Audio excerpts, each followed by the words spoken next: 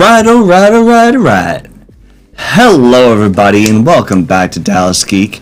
As always, I'm Brad, that's Mike, and we are your source for all of the latest nerdy news and geek culture. Mike, how you doing today? Better than I was last week when we had to scrap our 4th of July plans, Brad. I mean, you know, it's not like real life where injuries tend to get in the way of things around here. Never. Emergency room trips and whatnot. On that note, that lovely note about, you know, getting ever close to the oblivion of age and our own mortality. Wow. Way to bring it down. Emo's not dead. No. Yet. God damn it. Okay, so, I hate you. That's fair. It's totally fair. So yes, we are back with actual gaming news this time. I thought you were going to say a vengeance, but I was like, I don't know if at our age we can come back with a vengeance. I think sometimes a firm handshake. A lot of creaking. Or a fist shake. A lot of joint creaking. Yes, that's very for much sure. So. Yeah. But yes, no, we are. My back pops as I lean back in my chair. Jesus. Yep. So no, we're actually back with gaming news. It's been a while, but yeah, there's just been so much going on that we don't really have a choice but to talk about it. Especially after what happened yesterday. Oh my gosh. So to start off with, let's go over the lighter side of the news today, and just with all the big video industry updates that we've been getting about release schedules and new trailers and everything that we've been getting over the past month-ish. Let's just, you know, take a couple minutes to go over some of the highlights for the games that are still remain to come out this year, because we do have some big titles that will bring a lot of us a lot of joy. And we are past the midway point of the year. Yeah. Which is crazy to say. Yeah. And that joy is going to be necessary to hold on to for the rest of the show, because it only goes downhill. Mostly. So, yeah, we have game releases. We do. So what, Mike, since you are clearly the gaming expert here on the show. Appreciate that. Yeah, setting that bar low between the two of us. It's fair. But I mean, you gotta set it somewhere. That is fair. So you've heard all the big announcements lately, especially from almost the like it's my job too. Yeah.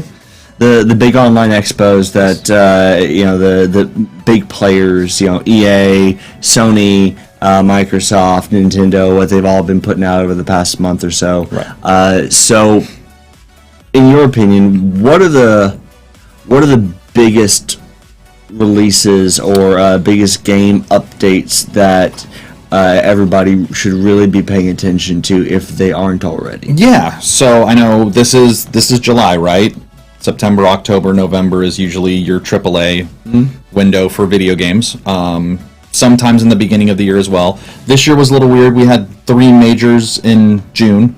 We had Diablo, Final Fantasy, and Street Fighter, and then we had Zelda in May. So this year's been a little bit weird, which I have been saying for a while. I think this is the year that we finally saw, after COVID delaying a lot of the development of the next-gen stuff, that we were going to get a huge rush of the Gen 9 titles, because everything finally caught back up, so they were going to try to get these games out as fast as possible, which is why you saw 4 major releases within about 38 days of each other. All across different genres, all of that. So now we're going to kind of see, like, it's kind of a sprint to the end of the year in terms of major releases. So this month you've got Pikmin coming here in I think about 2 weeks. So that one's going to be... Pikmin doesn't get the love that it deserves. It's a more casual kind of game, but the player base for Pikmin's actually pretty solid. So that one's going to sell pretty well for Nintendo. Well, the fact that Pikmin's been around for as long as it has, and we are already on number 4, Right. Which, that's saying something about some staying power, considering the concept, when you look at it from the outside, looks like kind of just ridiculous mess. Absolutely. That, I mean, you would think only hardcore gamers should be able to appreciate, because that level of weird is usually reserved for a very niche audience, but very clearly. So, I mean, you know, that's it has a lot wider appeal than you think. right, because it's casual enough that people that like puzzle games, people that just kind of like very chill games, can just pick it up and play. Yeah. Right? Like, it's just one of those, I can just pick up and very casually play it, or if I want to dump 100 hours into it, I can dump 100 hours into it. Gotcha. So that's the big title coming this month, right? Like, I mean, let's just kind of call it what it is. You know, in the next 2 weeks, that's going to be your major release for this month. If you want to flip back over to the list, please. Thank you. You do have a couple, like you do have Double Dragon Gaiden coming. You do have Atelier Marie Remake. What are you doing? Just checking comments. Okay. Legends of Heroes, Rise of the Triad, F1 Manager. So there's some stuff coming, but really Pikmin is the only thing that you really have to worry about for the next 2 weeks, and then we jump into August.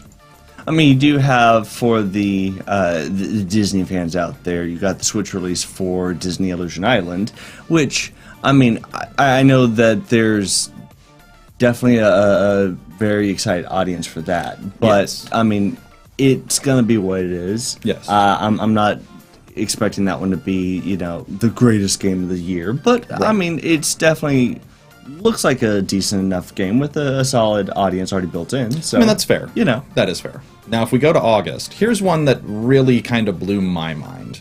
I mean, Baldur's Gate 3 is, we've known about it for forever, right? Baldur's Gate, right?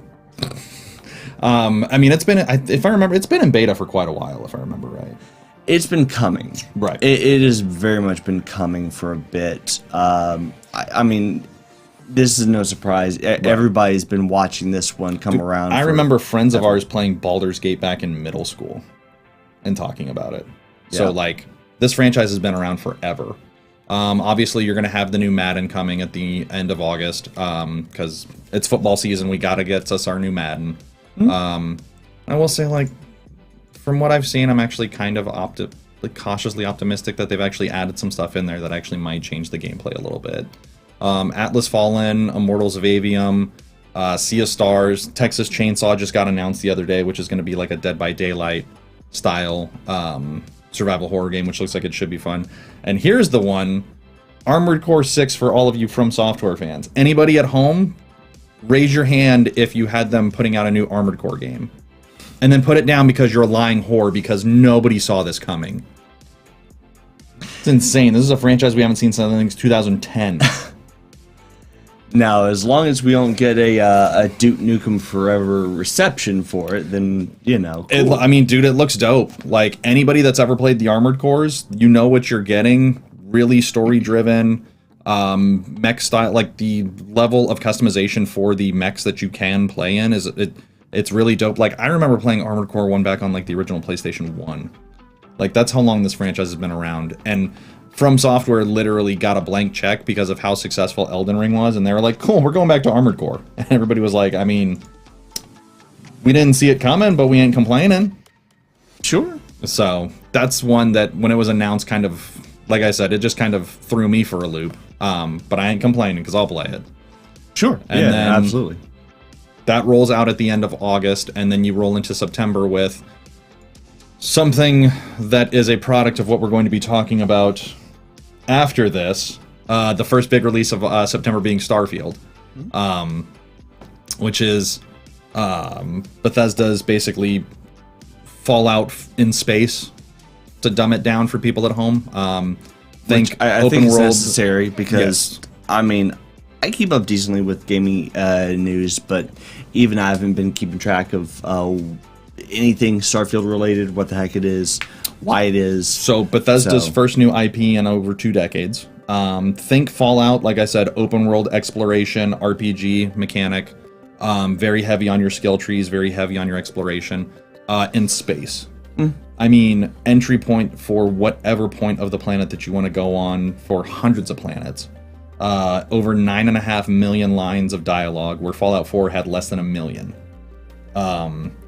So this game is probably going to be what No Man's Sky was originally billed as when it came out. I was about to say, this sounds very much like No Man's Sky, but hopefully more successful. I think with Starfield, you're going to see some bugs because it's a Bethesda game, and it's so big that I think the scale of it, like, it's games this big just come out. Fallout 4 had a struggle playing on the original PlayStation and Xbox. I love how that's right? just the automatic expectation because of who the developer is. Well, because their games are so large in scale that, like, they do come out and you're like, okay, like, probably should have waited like a month or two to get a patch out for this thing, but I'm still going to play the shit out of it. Sure. Because I dumped tons of hours into Fallout 4 when it first came out. But I'm still in the middle of firefights, and I'm like, where did that building go?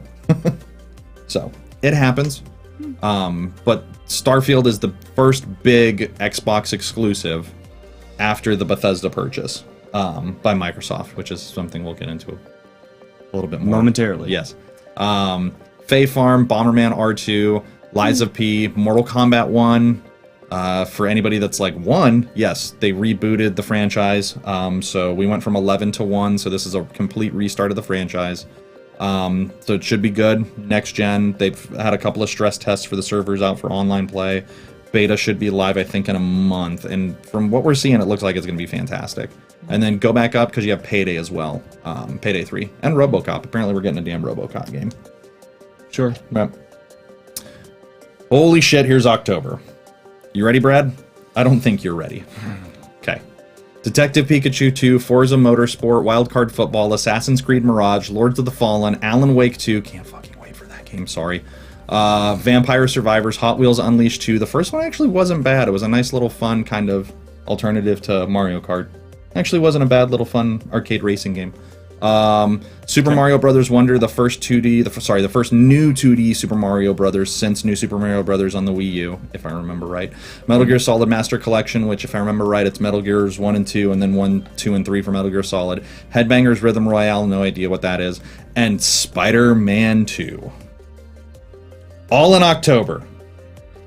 I'm playing at least 5 of those games. I don't know when, but I'm playing at least 5 of those games. Good luck. I put over 100 hours into the first Spider-Man on PlayStation 4. I've played Alan Wake like 6 times. All DLCs included. Those come out within 3 days of each other. Those are some chump numbers. You need to get those up. Yeah.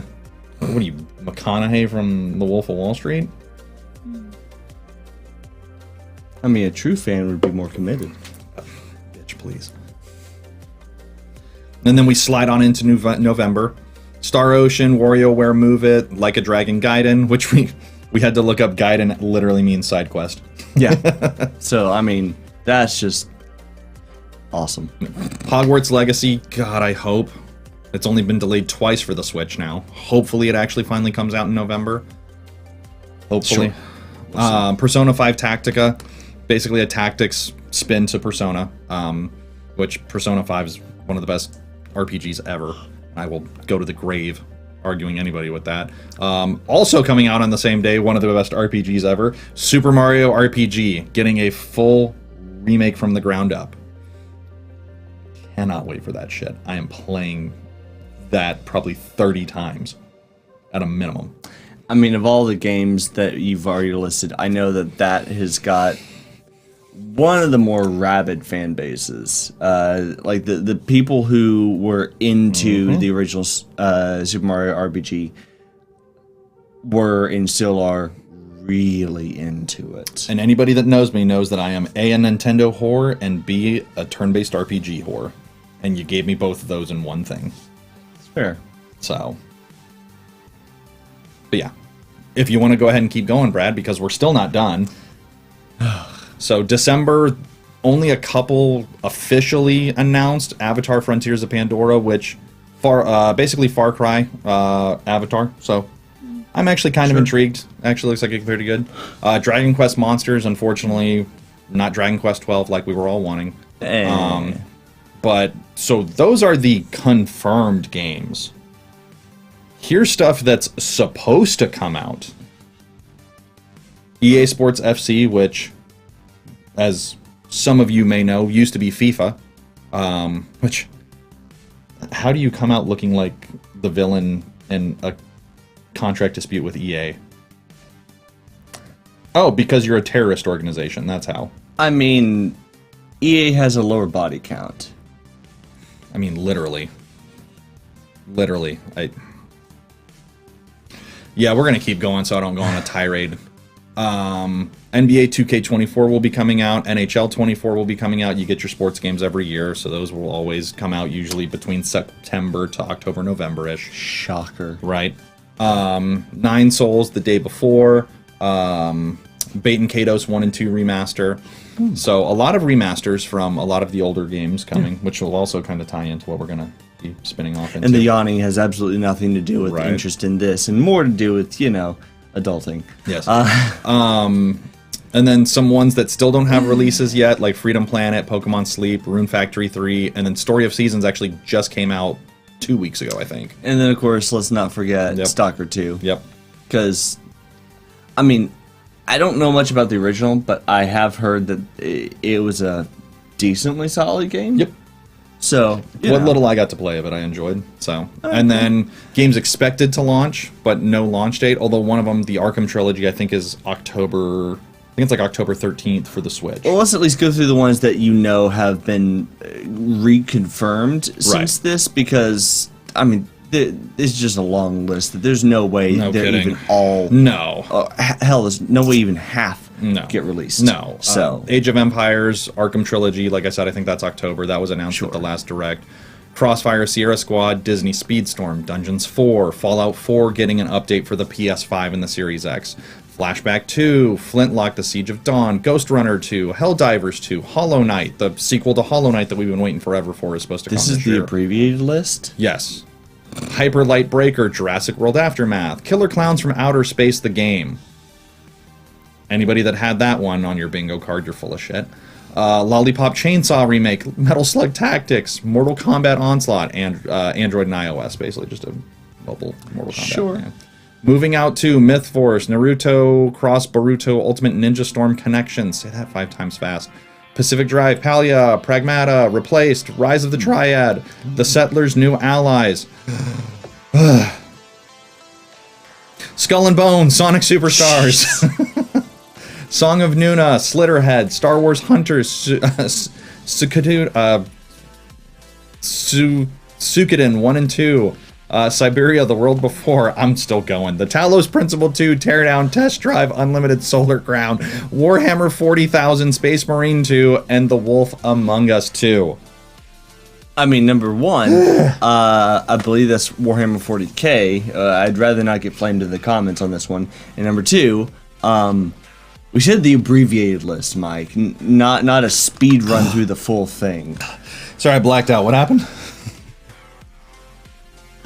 Yes, so these are all of the games that are supposed to come out between now and December 31st of 2023.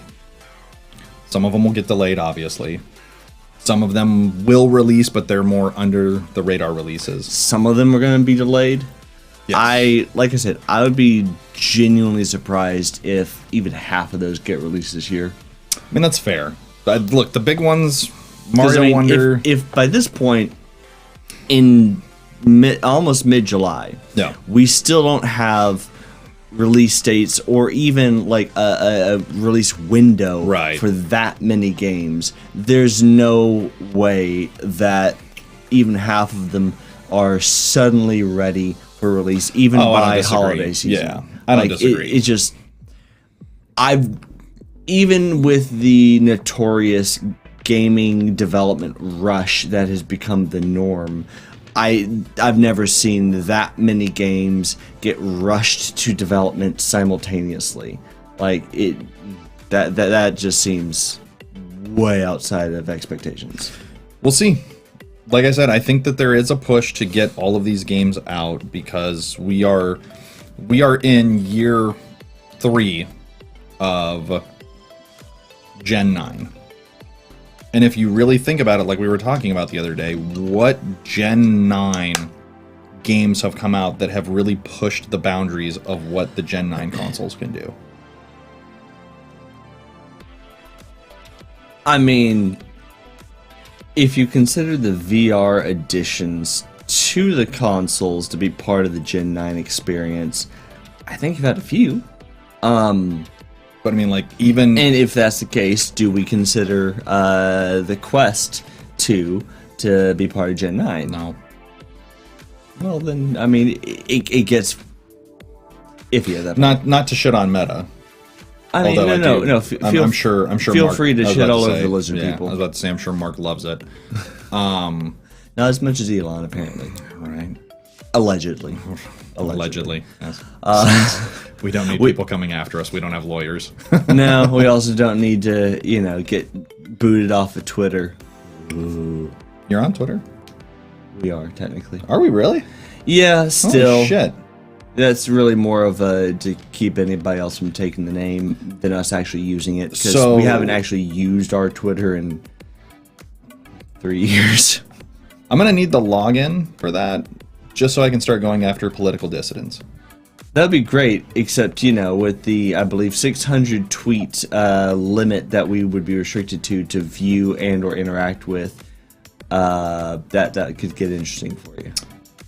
I think you underestimate how much I have to say into how many people I need to say it to. That's what I'm saying. No, that's fair. That's fair. You're not Mr. Beast.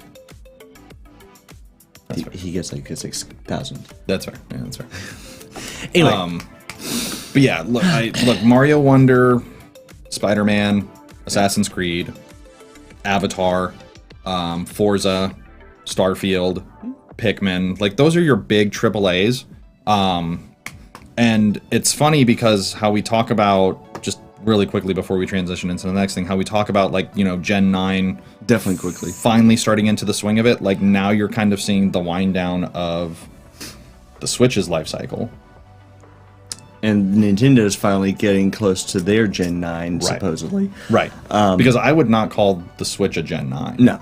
Based on its release date, it is very clearly a Gen 8. But at the same time, since they've never really adhered to release dates that were compliant with the normal console generations, at least not since about the GameCube. Because remember, Nintendo just puts out what they want when they want, and they just make a shitload of money doing it. Yeah, I mean, it's interesting. Yeah. I think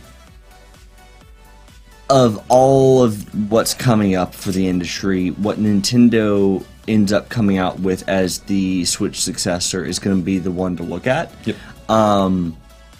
Because since it's very clear that they are not going to be pushing for hardware advancements over content quality. Mm-hmm. Which has always been their MO. Yeah. Especially with what we're about to get into with the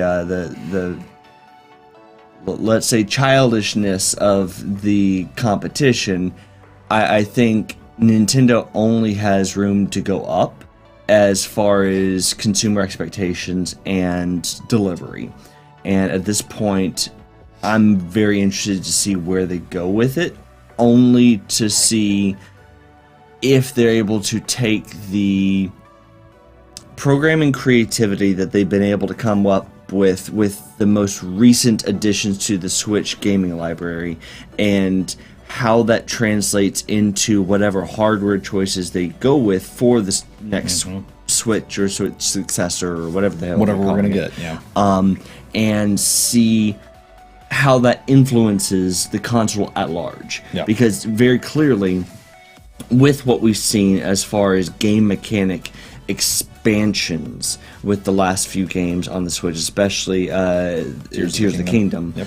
I think that is setting up precedent that different hardware, newer hardware specifically, and a whole new generation of development options is going to be able to do some really crazy things with that I'm not really sure Microsoft or Sony will be able to keep up with easily.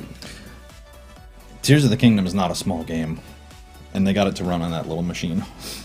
Which that's impressive. Goes back to one of the biggest complaints that we've been seeing across the industry lately about why is it that like every other AAA game that comes out has to keep increasing in size so that, you know, you can get like a 1 or 2 terabyte drive for your console and then still only be able to fit maybe 5 games on there because the latest game you downloaded is, you know, 100, 200 gigs. So you're taking up like a fifth of your terabyte drive just for one game, when used to be, you know, a 1 or 2 terabyte drive was enough to be able to handle your entire library and then some. Oh yeah, and that's factoring in like, you know, Steam library levels of excess games.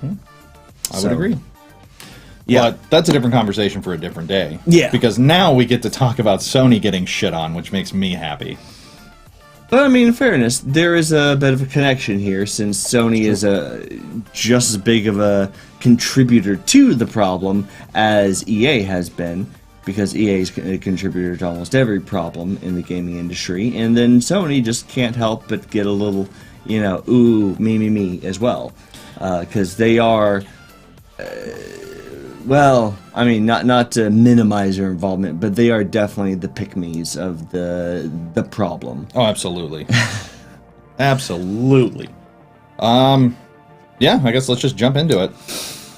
Okay, so, for those of you who have not been paying attention, the TLDR of what's been going on with Sony and Microsoft is that Microsoft has been trying for a while now to buy Activision Blizzard. And there have been some people who have been for that, others who have been very much opposed to that. The biggest opposition to this of which was Sony, because, well, Sony's a sore loser.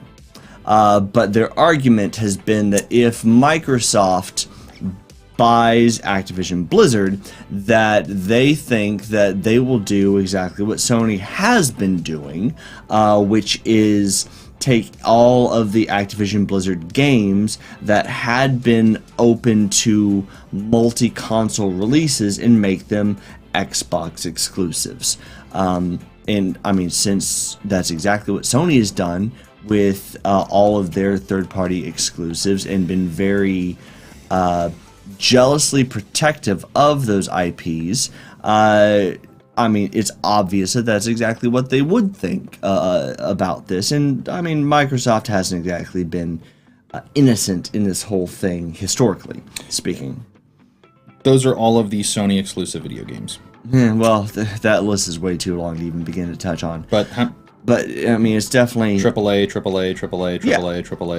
They're not shy about taking the biggest names that they can. Yep. So AAA, because Sony didn't have standing to try to directly sue to prevent the acquisition of Activision Blizzard by Microsoft, they lobbied for the FTC to get involved. And so what's the FTC, Brad? The Federal Trade Commission. They are supposed... So the United States government. Yes, and the FTC, for those of you who just kind of start glazing over when 3-letter agencies get thrown around. Because there's too damn many of them and they have too much power. Especially when it comes to stuff like this. A lot of names get tossed around and none of them tend to be explained what they do. No. The FTC's job is supposed to be consumer protection, and for the most part, they do a decent job at it.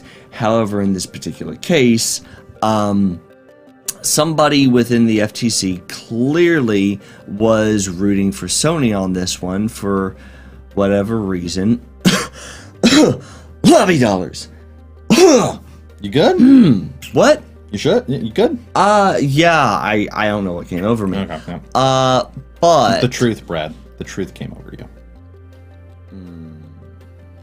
That's relative. Yep. But so the FTC took up the case, and they thought initially, I mean, a lot of people thought that the FTC's case might actually have some chance at blocking this merger between Microsoft and Activision Blizzard, because over in the EU, European courts were trying to block the European side of the acquisition. However, turns out That passed the EU. the EU ended up being okay with it. Took a minute, but they are finally okay with it.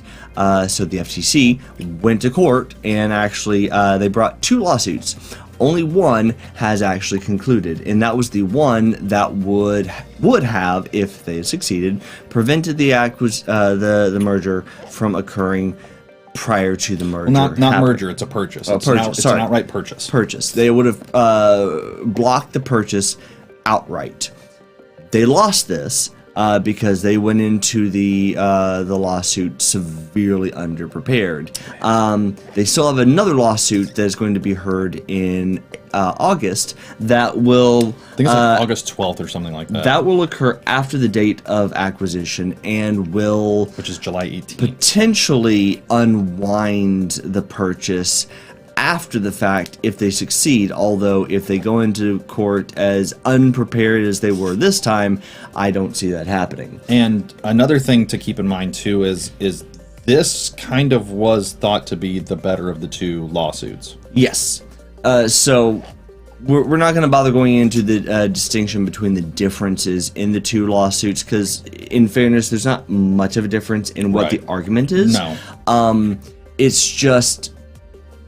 It is a matter of which one has more legal precedence to have been successful. And traditionally, the FTC has been more frequently successful in stopping mergers and acquisitions that could have potentially created a monopoly or a monopoly-esque power structure within an industry prior to it occurring.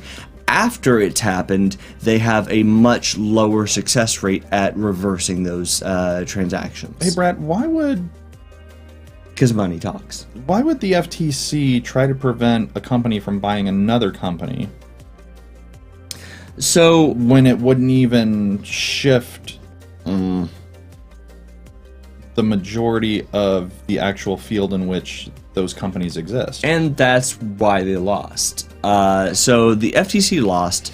Once again, this is the short version. The FTC lost their case because they went into the court severely underprepared and were very much playing off of the clearly pre-prepared notes that they cheated off of from Sony, which was very biased and not thoroughly researched.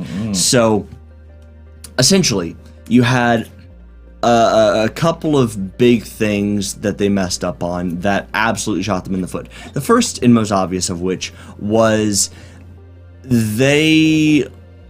Microsoft originally wanted a different judge because the judge of this case was related to a Microsoft employee. I believe she was like the aunt of a Microsoft engineer, not on the Xbox side, like the Microsoft proper side. Right. But while they didn't realistically think that there would be a conflict of interest, they wanted to make sure that there was no potential appearance of impropriety, and so they initially requested a different judge, and the judge herself was actually initially okay with this because she understood. However, the FTC, for whatever strange reason, said no, this is the judge that we want. Absolutely, you're not getting a change of judge.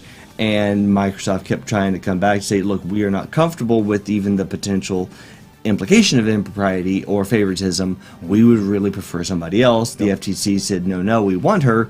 And so in the end, they got the judge.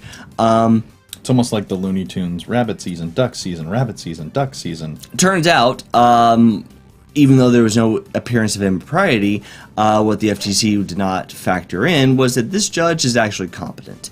And she was actually willing to look at the facts of the case, not only that were presented, but which ones were very clearly left out, and what that meant for the argument they were making. And it did not do the FTC any favors, because the second major flaw that the FTC made in their argument was that they focused so heavily on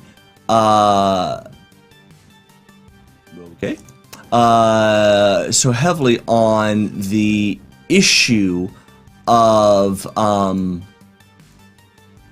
what's it called?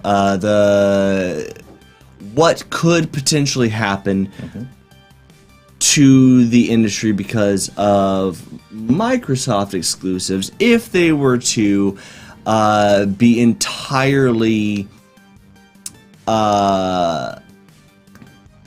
proprietary for Activision Blizzard releases in the future. And for some reason decided not to include any other data from the industry, like, number one, what percentage of the industry is actually comprised of the existing proprietary releases for Sony and Xbox, and how much has that affected the industry so far? And number two, literally any data related to Nintendo, you know, the other third of the industry for console gaming. That takes up a pretty big chunk of the industry, if I remember right. Yeah, and when the judge looked at the evidence presented and pointed out that the FTC was very intentionally ignoring a third of the industry, and how that would have affected their argument, she was very unimpressed. Yeah. And for those reasons, among several others, the FTC lost. Well, look, I think it makes sense for her to be thoroughly unimpressed. I think you have Sony, which just anybody that knows anything about the video game industry knows that Sony basically acts as the largest monopoly of the three companies. Yeah, which is saying something, since EA exists as the monopoly of publication studios, but even they have a little bit more leeway in how they distribute their titles than Sony does. Right. Now, there's a couple of things that come back to this. Activision is the company that makes Call of Duty, which is arguably the biggest video game franchise on the planet. Yes. Okay. So, back in the days of the Xbox 360 and the PS3, Activision and Microsoft had a deal in place that Microsoft would get exclusivity early, get maps early for map packs, that kind of stuff. Yeah, sure. When the PlayStation 4 and Xbox One came out, Sony paid an incredibly large amount of money to get basically anything that Activision published exclusivity rights. Yes. So this essentially is a company throwing a temper tantrum because they don't get stuff first anymore. How do we know this? Well, we know this because in documents released during the proceedings and during the lawsuit, court proceedings, thank you, Jesus Christ. Internal documents not only showed that Microsoft had no intention of making Call of Duty a console exclusive on any of their platforms. Nintendo was offered and accepted a 10-year deal to bring Call of Duty back to Nintendo platforms, where it hasn't been since the days of the Wii and the Wii U. And Sony was offered the same deal and declined it.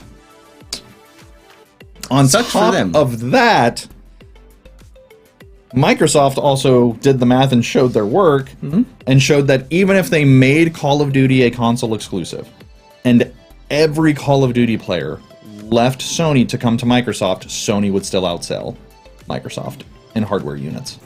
And even then, it was also very clear from the data that if they were to go to such an extreme measure as to try to make Call of Duty, in particular, a console exclusive, the billions of dollars that would be lost from PlayStation sales would be counterproductive to the entire argument that the FTC was making, because that would be such a large chunk of the typical revenue for a Call of Duty game that Microsoft would be certifiably insane to decide that that was a move that they were willing to take. It would lose them so much. I think it was not just revenue, millions. but like straight up profit that would be out the door if they were to make such a short-sighted choice,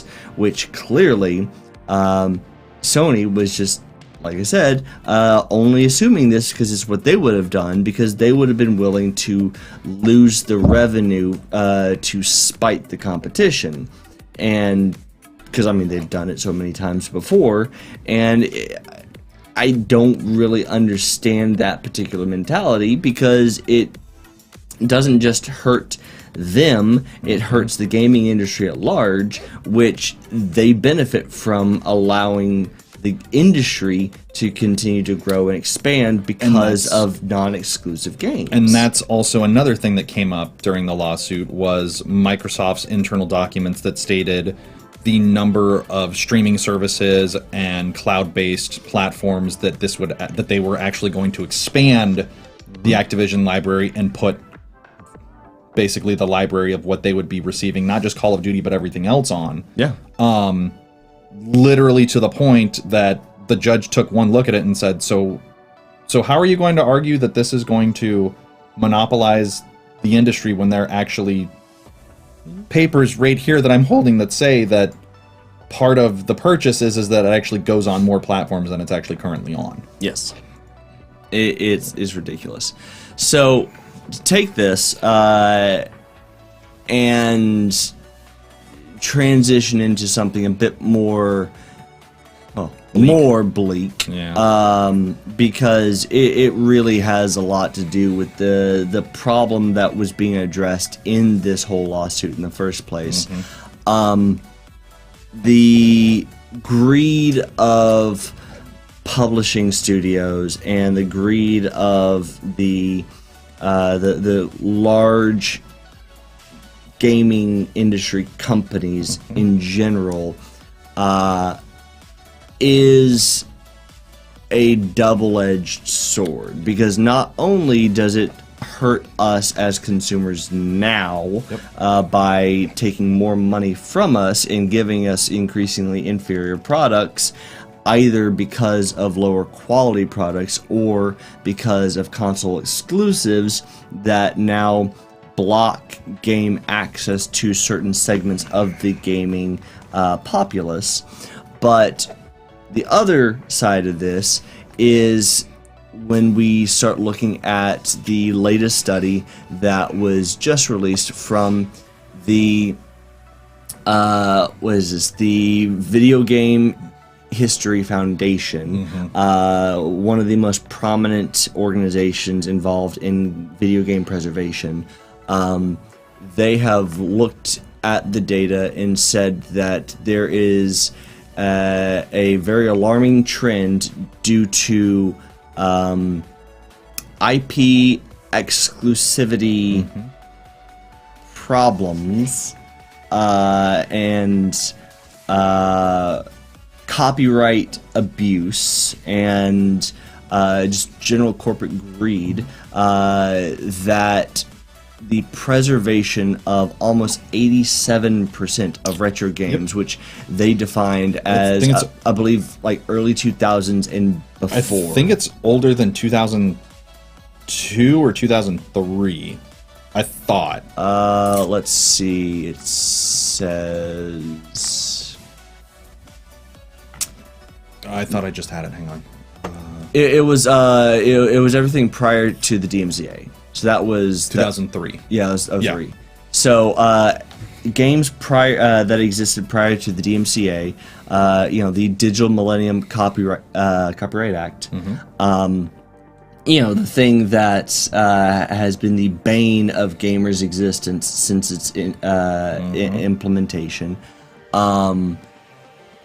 And the reason why DRM exists on like every game these days in so many annoying forms. When the Foundation looked back at those older games, they discovered that due to either copyright abuse, meaning that in this case, that the copyrights have in some way been artificially extended for this express purpose of preventing public access to said copyrights, which would mean no possibility of restoration. Yeah. It has meant that the only way that older games, most older games that have continued to be pushed into copyright protection are able to be preserved is through standalone instances of physical locations that have preserved hardware capable of playing preserved original format games in cartridge or disc form, and restricts online access and archiving for more wide access, like you have for movies and books already through like the Library of Congress. And this isn't just for like the general public. This is even for academic researchers, where even academic researchers are unable to access an online version of older games for research purposes. They literally are forced to go to whatever physical location has been able to preserve, if there's been one able to preserve these older games, in order to play and research them at length. And that's a big deal too. Yeah, because we're talking when we say that they're estimating 87% of retro games. I mean, we're talking thousands. We're talking probably thousands and thousands of games. We're talking in the tens of thousands. We're talking in this 2003. That's 20 years ago. Yeah. This isn't like, I don't think people realize how new the video game industry is in the grand scale of like music, movies, books, all of that. And I mean, you got to remember, this is PC games. This is console games. This is even VHS games. Like the biggest problem here is a lot of times we're even talking about games that are part of continuing franchises, like say Mario or Sonic the Hedgehog, or I mean even Ninja Turtles. That the franchise is still going on, but individual games are at an age where if they are not able to be digitally preserved, that specific game is going to eventually have all of its physical copies either stop being able to function due to inaccessibility, or will actually the media will physically rot and be no longer playable, even if you have the equipment. Because that is something that has been coming up with CDs and cartridges, that the physical hardware has a lifespan that for a lot of the earlier ones is coming to a head. Especially because remember, anything older than the PS4 and the Xbox One just used regular CDs. So and like, CDs if you look at have those, a very limited life cycle. If you look at those the wrong way and scratch them, they're basically... the data's gone. And it gets really problematic, because even if you want to say, well, okay, well, what if every one of these publishers were to go back and try to republish or do a new anniversary or enhanced edition or whatever? Well, they factor this in too, and the Foundation said that when they factored in to their calculations games that had been re-released, they factored in as part of that what percentage of the original game content was included in the re-release. And if it fell under a certain percentage of the original content, the re-release was not considered to be a preservation of the original game. Yep. Because it was significantly enough modified from the original game content that it did not count as a full preservation. And I think, well, and was it Mass Effect or Mass Effect 2 with the DLC? The original Mass Effect. Right. Yeah. Like one of... Yeah, the Citadel Station. Right. You had the original game code for that that was corrupted and lost before the new anniversary edition could come out, and it literally it was able to eventually be restored through third-party modding, because you had a modding community out there that was dedicated enough, because the original EA team could not they did not have the time and resources to try to recreate it from scratch. Yeah. But you had a modding community that had been around enough and had been dedicated enough to modding the original version, because it was okay. It wasn't great, but it was okay. Yeah. That they had enough of the original base code figured out through modding, and were able to literally reconstruct the base code from the actual DLC that they had already had on their computers and modded, and were able to use that and upgrade the code to match the newer gen code for the anniversary edition, in order to make it fit with the new version of Mass Effect, and it was actually 100% playable. It took a long time, but it did work, and I've actually played it all the way through, and it is better than the original was. The original, for me, was just a boring, pointless mess. Yeah. And the newest version was fixed for all of its flaws, and they even made a couple of quality of life adjustments that made it worthwhile, and it was decent. Now take that. I mean, I'm not gonna say it is by any means the best bit of DLC of the Mass Effect franchise, but I mean, it was an important part of history for the game. Now take that and apply that to entire games. Yeah. Like, not just a DLC where, it came out after the game anyway, so I just didn't get some of the added story. No. Yeah. Entire games. And I mean, especially if the game is an early PC game that was an online, even in part, game where the online servers that supported it have been since shut down. So that part of the game, or the game in its entirety, is inaccessible. I mean, look at something like City of Heroes, which we talked about earlier. Yep. Yeah, which an MMO that the official game servers were completely shut down because it was no longer profitable to maintain, and the only reason why it still exists today, after a bit of a delay, was because a previously private server was opened up to public access in order to re-host the game in its entirety for the admittedly small fan base that still wanted to play it, and for any retro game enthusiasts that were curious to try it out at any point in the future. Do we know who did that, Brad?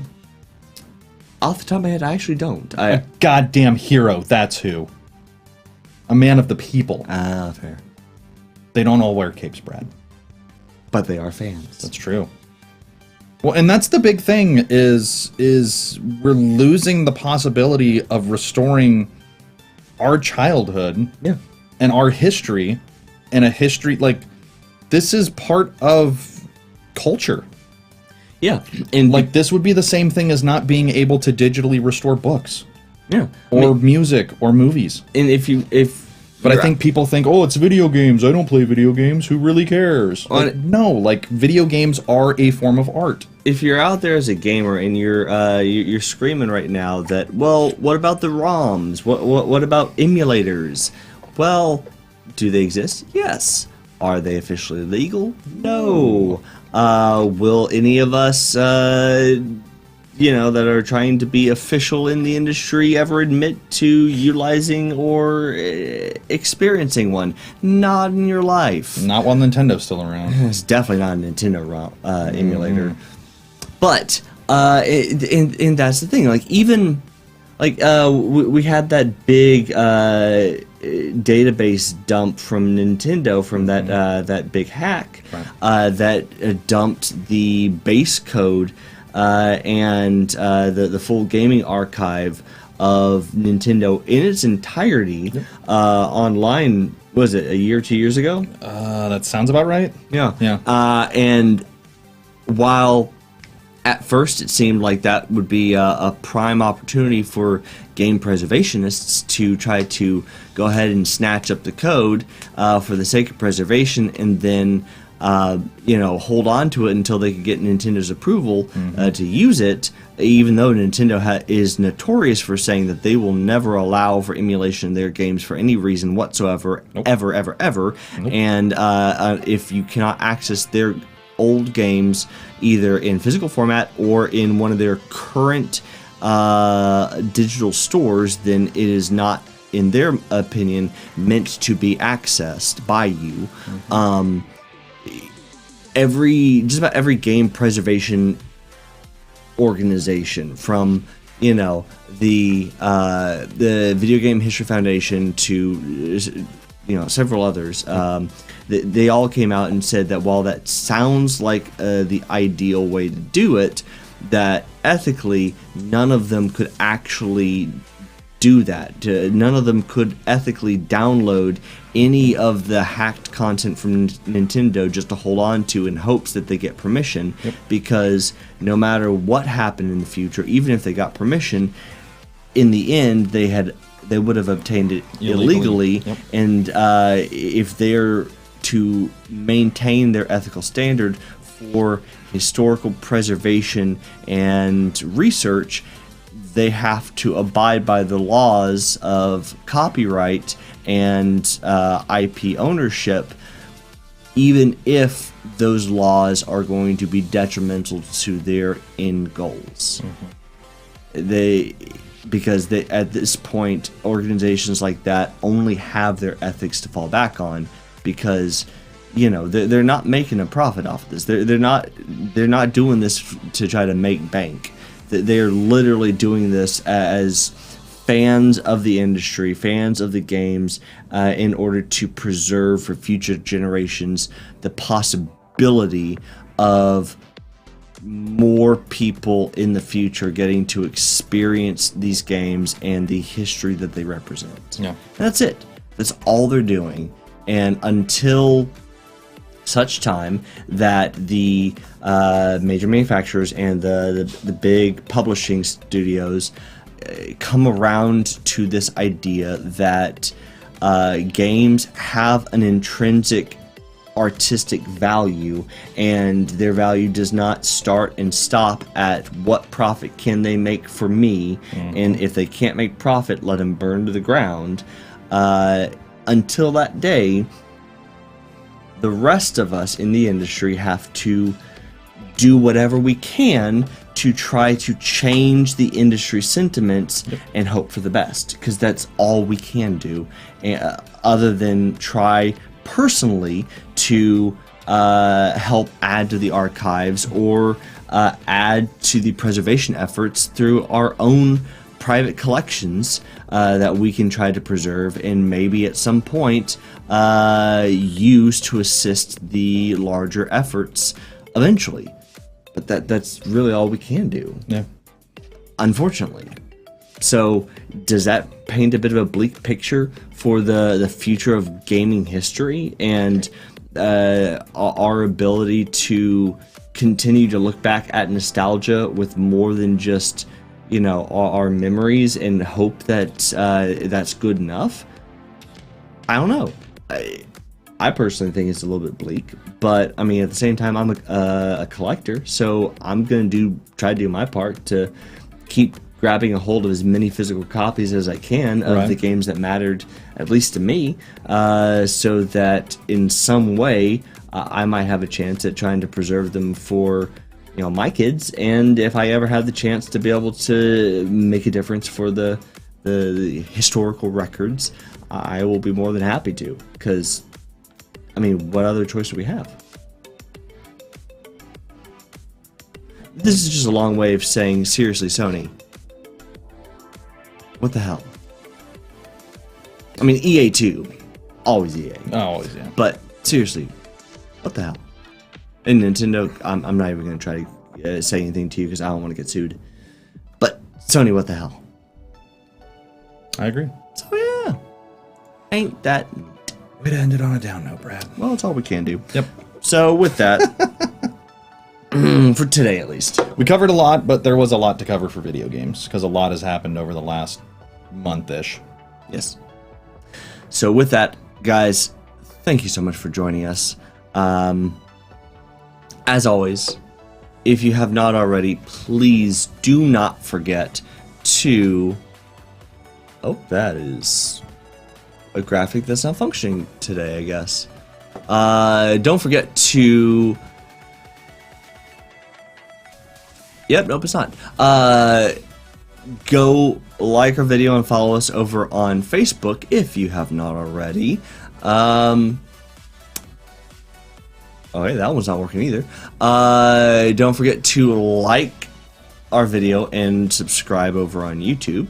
That will definitely help with the Googles, let you know that you want more of our content. And definitely don't forget to hit the notification bell so that you will know every time we go live or post new content from one of our interviews, one of the conventions that we cover, or just one of the random things that we decided to do because we thought, yeah, it'll be fun.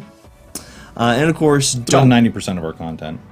Kind of. Yeah. And then, of course, definitely don't forget to... Oh, of course, that one works. If you check out the audio of all of the things that we publish over on Apple Podcasts, Spotify, iHeartRadio, Google Podcasts, and Stitcher, because, yeah. Wonder if they're trying to say we only have a face for audio. You mean our equipment? Yes. Very, very possibly. Yeah. But anyway, with that, guys, thank you so much for joining us. As always, I'm Brad. That's Mike. We're Dallas Geek. And... Is this where I wave? See ya.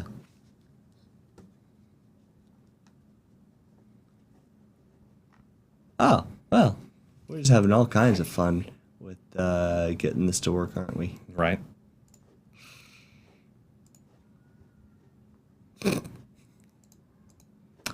Okay, let's try one more time. Will it work?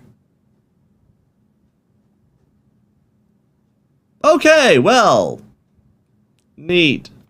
Bye, guys.